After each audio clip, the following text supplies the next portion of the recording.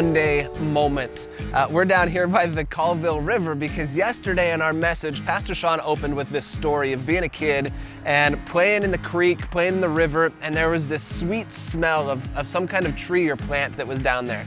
And every time he smells that, it's a reminder of those good times of being a kid and playing in the creek and just goofing off and being a kid.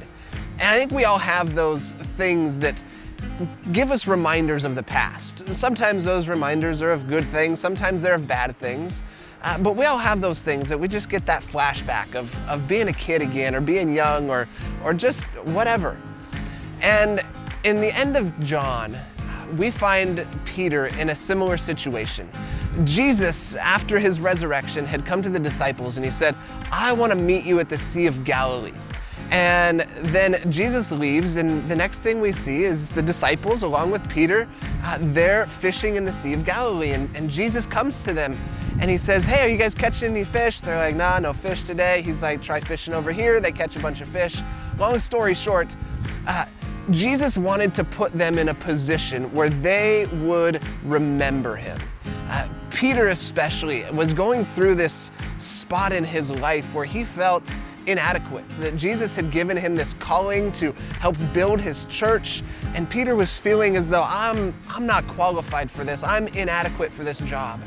And Jesus wanted to put him in a position where he would be reminded of how good Jesus is, that he is all that he needed, that Peter could rely fully on who Jesus is, and that Jesus would be the strength that got Peter to be the person that he needed to be to fulfill the call that God had put on his life.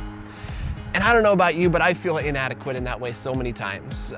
God gives me a vision, or he gives me a calling, or he gives me a job to do, and almost immediately I say, "God, that's not me. I'm not that guy. I'm not prepared. I'm not adequate." And in those moments, what I think we need to do is we need to return to the place where we heard Jesus, where we met Jesus, where we have seen Jesus, and be reminded that he is faithful.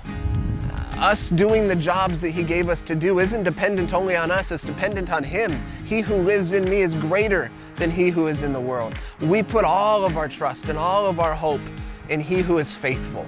And so remember today that whatever the task is that God is giving you to do, he is faithful. He will give you all that you need to fulfill the call that he has put on your life. Remember that he is faithful.